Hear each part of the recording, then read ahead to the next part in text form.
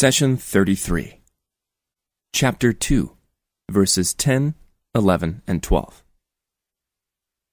There is a disease in their hearts, to which God has added more. Agonizing torment awaits them for their persistent lying. Chapter 2, verse 10.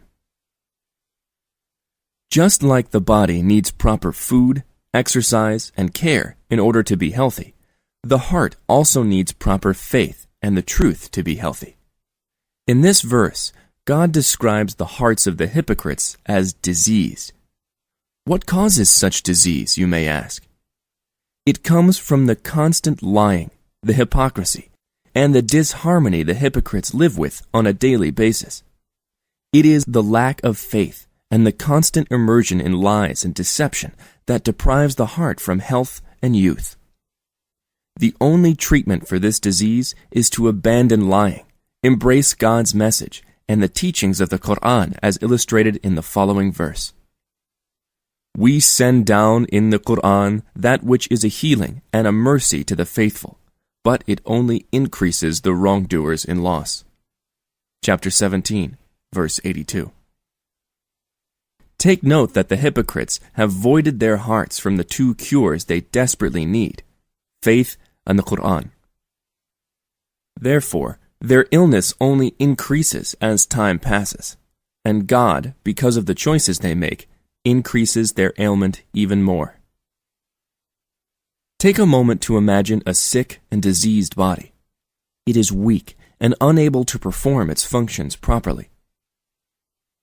When you are ill, you lack the strength and the interest to do anything, even the things that are beneficial to you. Similarly, the diseased heart lacked the strength required to acknowledge and speak the truth, because it lives in a state of constant fear.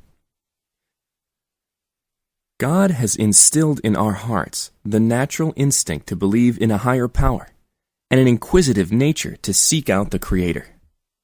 This healthy state is lost when a person engages in hypocrisy and deception. The resulting weakness is most apparent when the hypocrites go to battle amongst the ranks of the believers. Their only goal at that moment is to look for chances to hide or flee the battlefield. God Almighty says, describing them, if they could find a refuge, a hideout, or a hole to creep into, they would turn to it in frantic haste. Chapter 9, verse 57. The torment the hypocrites live with on a daily basis does not end here. Rather, a painful punishment awaits them in the hereafter. In fact, the punishment of the hypocrites will be more severe than that of the disbelievers, as illustrated in the following verse. The hypocrites will be in the lowest depths of hell, and you will find no one to help them. Chapter 4, verse 145. Let's continue to the 11th verse of the cow. God says, whenever they are told, do not cause disorder and corruption on earth, they say, why, we indeed are the ones who set things right. Chapter 2, verse 11. What does it mean to cause mischief and corruption on earth? It means that you go out of your way to seek what is working and what is upright in order to deform and destroy it. Keep in mind that the bare minimum that is required of you as a Muslim is to leave what is working and what is upright alone without interfering with it. And if you wish to strengthen your faith and gain reward, you can invest your effort and wealth for the betterment and service of others. You can avoid causing corruption simply by leaving the elements of life and the environment as God has created them. On the other hand, if you interfere and damage what is working, you would be causing corruption at two levels. First, you would be showing ingratitude for God's bounties. And second, you would be robbing other people from the right to benefit from and enjoy God's gifts. Let's clarify this point with an example. Suppose you come across a well from which people drink. This well is a bounty from God that fulfills people's everyday need. You can approach it with the means and intellect that God gave you and restore it in an environmentally friendly way. You can even improve the condition of the well by lining its wall with stones and installing a pump. On the other hand, if you decide to fill it up with rubble to build a house, or if you dump industrial waste in it, then you have certainly showed ingratitude to God's bounty and caused harm to society.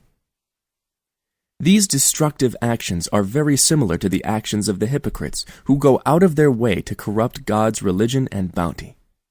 They conspire against the faith and claim to be believers in order to damage Islam and cause great harm to the Muslim society. Hypocrisy originated soon after Islam took hold and built a civil society in Medina. The enemies of Islam noted that, on numerous occasions, Islam had stood up and overcome its more powerful adversaries. The disbelievers tried for many years to confront Islam head-on, but failed every single time. Islam continued to grow and spread wide despite their efforts. They finally concluded that their best chance is to attack Islam from within by using the hypocrites to divide the Muslim society. From that point on, various ideologies and sects, such as the secular and the leftist movement, emerged. Each movement was dressed with Islamic flair as a cover. When the believers noticed these movements and their destructive and divisive effects, they asked the leaders to refrain from causing mischief and division within Islam. The hypocrites, in response, claimed that they are only amending and advancing the faith. God says in the 12th verse of the Cow, "No, indeed, surely they are the corrupters, but they are not aware of it." Chapter 2, verse 12. When the hypocrites operate under the assumption that they are deceiving God, they are, in fact, only fooling themselves.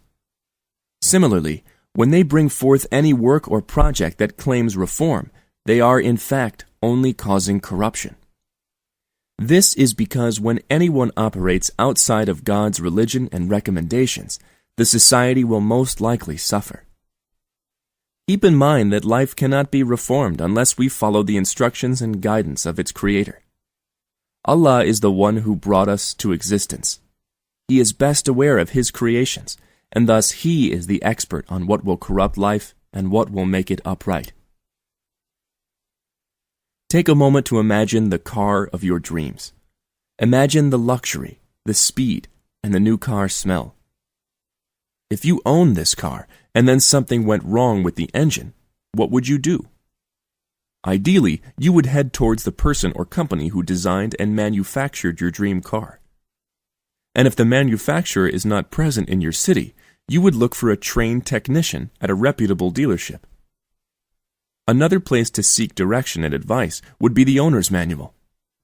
You would go through all this trouble because you value and love this car, and you know that if you try to repair it yourself without the manual or without guidance from the manufacturer, you will most likely make the problem worse. Surprisingly, we take all these precautions when it comes to our worldly affairs, but in the issues related to our faith, our life, and the environment, we try every man-made system rather than directing ourselves towards the Creator. Allah is most knowledgeable of His creation, and when we ignore His teachings, we are most likely to cause harm and corruption rather than make things better. How many projects were made in the name of development only to find out that they caused damage to the environment and the society alike? How many governing systems were developed only to end up in ruin? When it comes to faith, family, and dealing with God's creation on earth, Allah is the source of the best guidance.